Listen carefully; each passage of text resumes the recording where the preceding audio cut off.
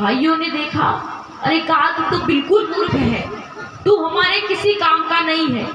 अब यही तो संसार की रीति है महाराज, जब तक हमसे कुछ कोई बात का स्वार्थ है तब तक तो हमसे बहुत प्रेम करेंगे, हमारा सम्मान करेंगे, हमसे पूछेंगे, लेकिन जैसे ही अपनी बात मतलब की खत्म हुई और हमसे रिश्ता तोड़ देते हैं, फिर तो महाराज जानने से भी इनकार कर देते हैं।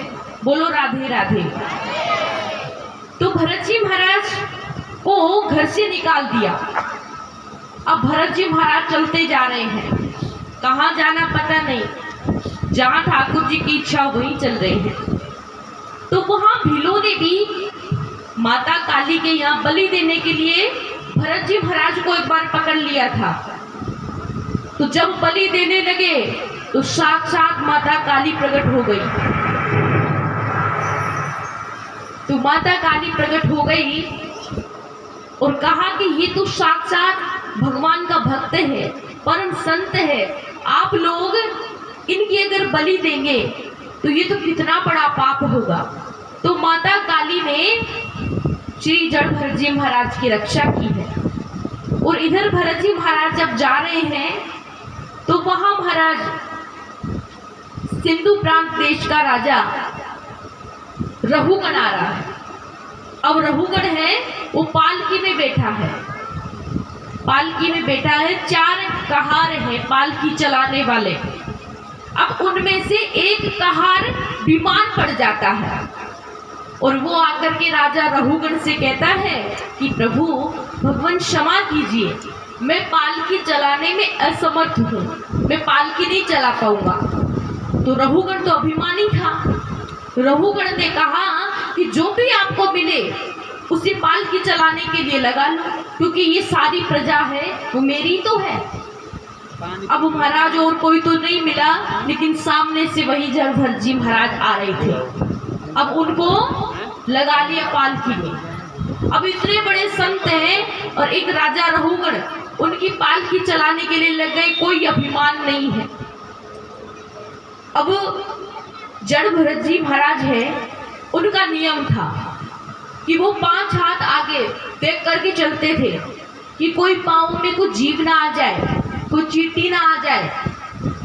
अब जैसे ही महाराज को चींटी आती है तो भरत जी महाराज उछलते हैं।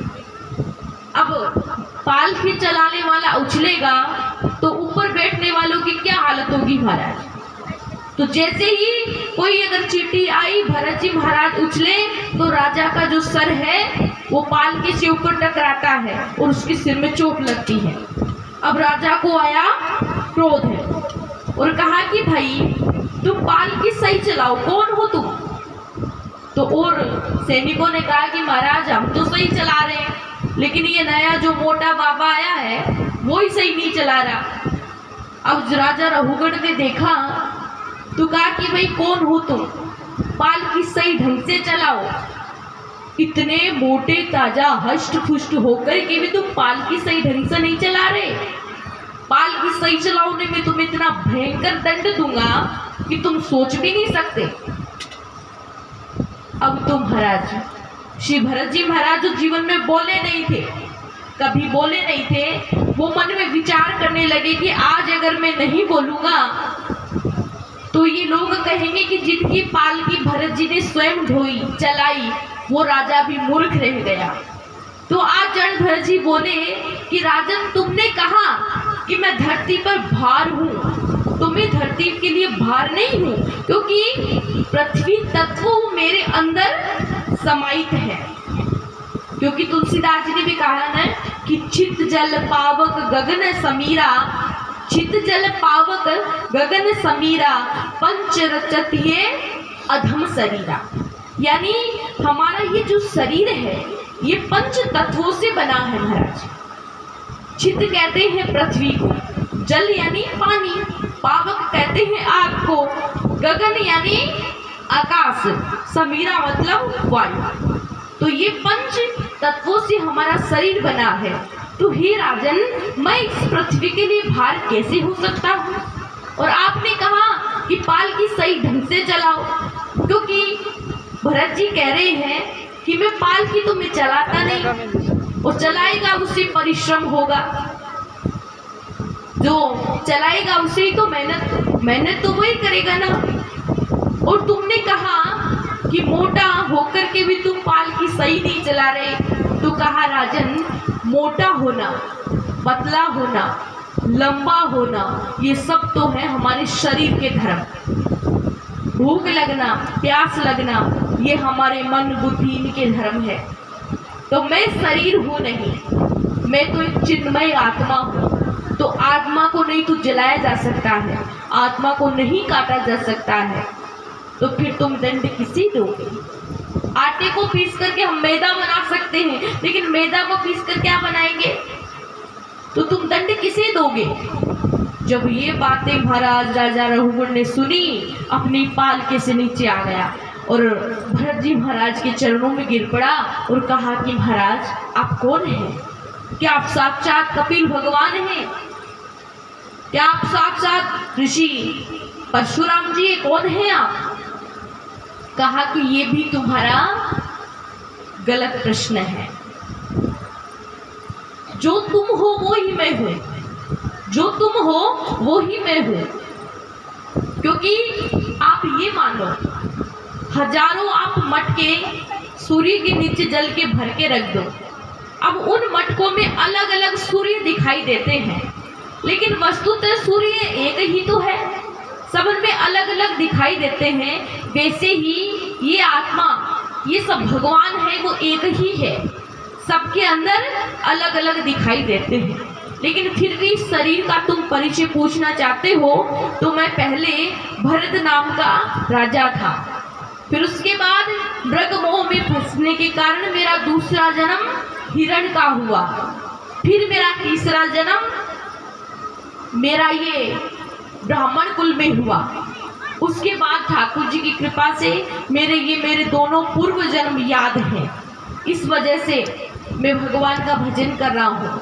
तो रघुवर ने कहा कि महाराज ये बताओ कि भगवान की प्राप्ति कैसे होगी? तो भरत जी ने कहा कि भगवान की प्राप्ति नहीं तो वन जाने से होती है, भगवान की प्राप्ति नहीं ज्यादा तपस्या करने से होती है। तो महाराज बताइए कैसे होगी? तो भरत जी ने कहा कि जब तक भगवान की चरणार बिंद की सेवा ना की जाए, यानी तब तक भगवान की सेवा नहीं करेंगे। और ये सेवा ही महाराज सबसे नहीं होती, कहते हैं कि सबसे सेवक धर्म कठोरा, सेवा करना हर किसी के बस की बात नहीं है। बोलो राधे राधे। तो कहा कि जब तक सेवा नहीं करेंगे और तब तक भगवान की प्राप्ति नहीं होगी, और जब तक हमारे हृदय में प्रेम नहीं होगा, जब तक हमारे हृदय में दया नहीं होगी, तब तक भगवान नहीं मिलेंगे। क्यों? मानव में मानवता नहीं तो, मानव में मानवता नहीं तो मानव जीवन है बेकार, सारे वेदों का है सार।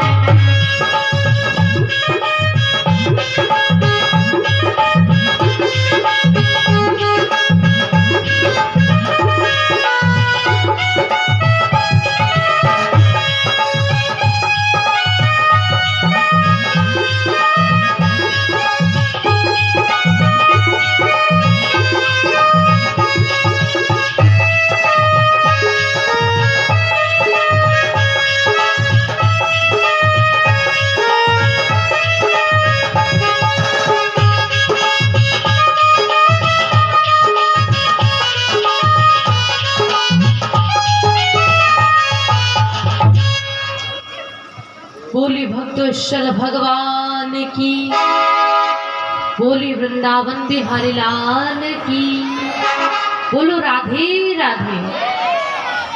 तो महाराज इस प्रकार से राजा रघुकुल को जड़ भरत जी महाराज से ने बहुत सुंदर उपदेश दिया और वो भगवान का भजन करने लगे। तो श्री सुखदेव जी महाराज कहते हैं, राजन इस भारत भूमि में महाराज 3 भरत हुए।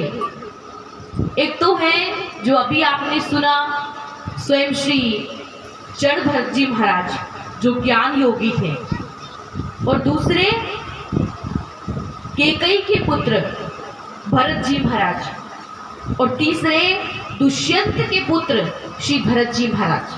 तो हमारे इन भरत के कारण ही हमारे इस देश का नाम पड़ा है भारत। बोलो राधे राधे। हमारी पृथ्वी पर 7 द्वीप हैं, जिनमें श्रेष्ठ है वो जम्बू द्वीप है, और हमारे जम्बू द्वीप में 9 प्रकार के वर्ष हैं, और उनमें 9वां वर्ष है वो हमारा भारतवर्ष है, जिनमें कर्म प्रधान है। तो इसलिए हमारे गोस्वामी तुलसीदास जी ने कहा है,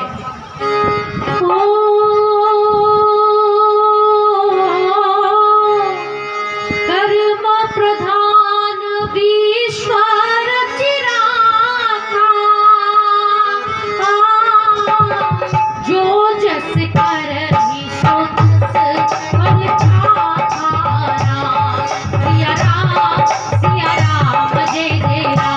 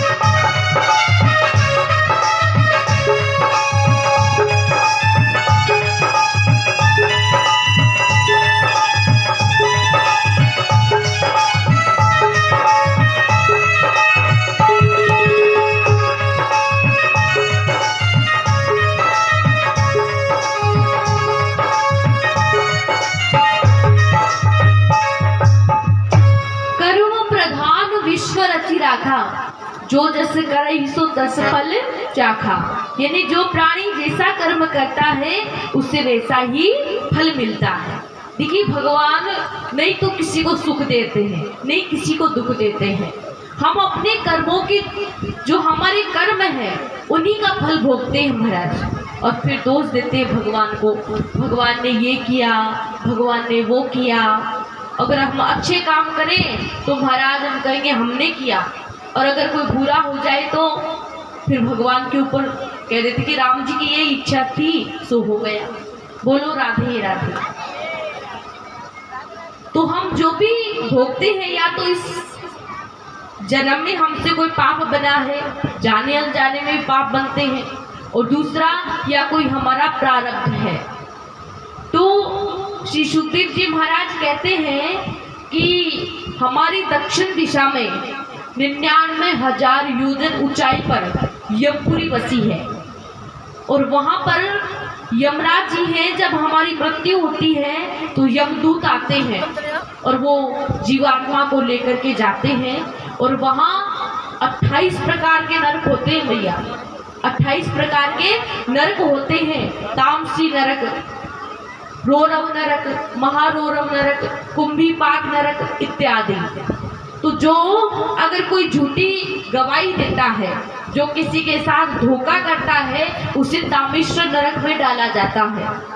अगर कोई जीवों की हत्या करके खाता है अब लोग हैं वो अपने स्वार्थ के लिए बेचारे निर्दोष जानवरों को मार करके खाते हैं, तो उनका पाप तो लगता ही है। अगर जो जीवों को मार करके खाता है उसे कुंभी पाक नरक में डाला जाता है। तो परीक्षित जी महाराज कहते हैं कि महाराज मान लिया हम जानबूझ के पाप नहीं करेंगे, लेकिन अनजाने में भी हमसे पाप हो रहे हैं। जब हमारी माताएं रोटी बनाती हैं तो उन लकड़ी में कितने जीव आते हैं, सूक्ष्म जीव होते जो दिखाई नहीं देते। झाड़ू लगाती हैं तो कितने जीव मर रहे हैं। तो इन अनजाने में जो पाप हो रहे हैं उनसे बचने के लिए 5 प्रकार के व्रत बताए हैं। तो वो माताएं आप हाथ उठाइए जो गाय माता के लिए रोटी निकालती है, और जो नहीं निकालती है वो आज से नियम ले लो। तो सबसे पहले जब रोटी बनाए तो पहली रोटी है वो गाय माता के लिए निकालना।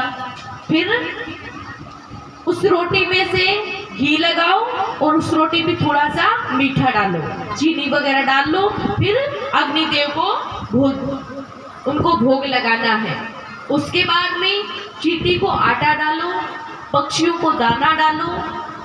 अगर हम ऐसा अगर छोटे छोटे भी अगर हम धर्म का काम कर रहे हैं तो महाराज जो हमसे जो जाने अनजाने में जो पाप हो रहे हैं वो पाप है वो नष्ट हो जाते हैं। और फिर कहा अगर आप ये भी नहीं कर पाओ तो चलते फिरते भगवान का नाम ऐसा है जो बड़े से बड़े पाप को भी नष्ट कर देता है। इसलिए जब भी आप खाना बनाएं, रोटी बना रही हैं और गाती रहिए हरे राम राम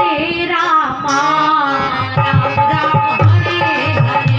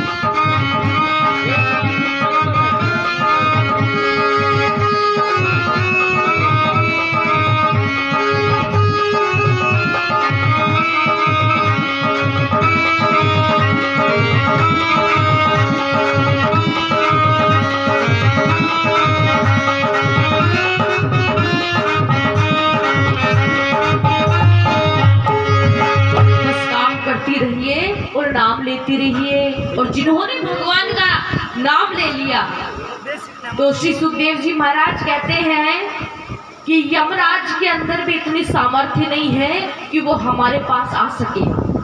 तो इसका प्रमाण देते हैं कि कन्नौज नगर में एक पंडित जी थे महाराज, उनका नाम था अजामिल, जो भगवान के बहुत बड़े भक्त थे, बड़े विद्वान थे। लेकिन कहते हैं कि काम प्रवेश करने के केवल 2 ही मार्ग होते हैं, आंख और कान। अगर जिन्होंने आंख और कान को वश में कर लिया उसका पूरा जो जीवन है वो सफल हो जाता है। आंखों से अच्छा देखो, भगवान का दर्शन करो, और कानों से भगवान की कथाएं सुनो तो हमारा जीवन सार्थक है। तो अजामिल ने एक वेश्या को अपने साथ ले आया और अपनी धर्मपत्नी का त्याग कर दिया महाराज। बोलो राधे राधे। देखिए आप हमारी माताएं वो ध्यान से सुने, कल आप सभी से पूछूंगी मैं कि आपने क्या सुना। तो धर्मपत्नी का त्याग कर दिया, इसलिए तो कहते हैं कि जब उससे वो धर्मपत्नी गई है, वेश्या का संग किया, तो महाराज जो भजन करते थे उस भजन को छोड़ा, चोरी करने लगे, शराब पीने लगे, जुआ खेलने लगे, ऐसा उनका कर्म हो गया।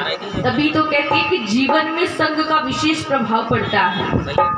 एक संत जी थे, वो संत जी हमेशा भिक्षा लाते थे। तो एक माता जी भी बड़ी अच्छी थी, वो संत जी को बड़े ही प्रेम से भिक्षा डालती थी। अब एक बार संत जी जब भिक्षा लाने के लिए गए तो माता जी के घर में हो रहा था झगड़ा। अब माता जी तो पहले ही गुस्से में थी। अब माता जी गोबर से चौका लगा रही थी और इतने में आ गए संत जी, कामया भिक्षाम देहि। अब माता जी ने आप देखा न ताब वो जो गोबर से जो लिपटा हुआ जो कपड़ा था वो संत जी की झोली में डाल दिया।